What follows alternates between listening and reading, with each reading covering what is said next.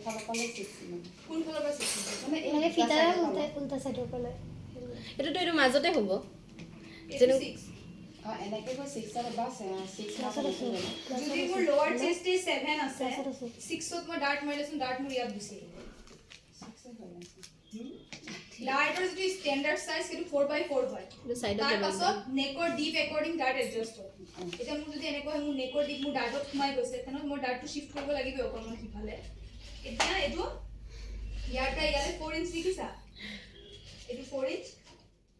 এটো 4 এটো dummy size কৰো হা এটো 28 ইঞ্চিও নহয় ডামিটো মানে ডাৰ্টটোৰ হিসাবটো এনেকুৱা হয়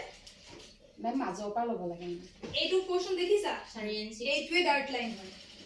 কাৰণ চৰ্বি আমাৰ টিটি ফিনি ঠাইতে থাকে সেইখিনি বস্তু কভাৰ কৰিবলৈ তো ডাৰ্টটো লয় না টিটিখন কভাৰ কৰাবৰ টাইটকে বহি যাব লাগে তো এইটো যেটো ডাৰ্ট এইটো সেন্টাৰ পইণ্টতে হয় মোৰ এই ডামিটোৰ সাইজটো কৰো কাৰণে এইফালে আহিছে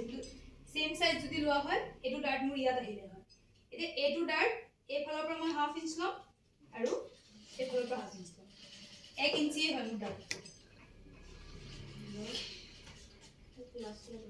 এইটো 4 এইটো 4 ইয়াতো হাফ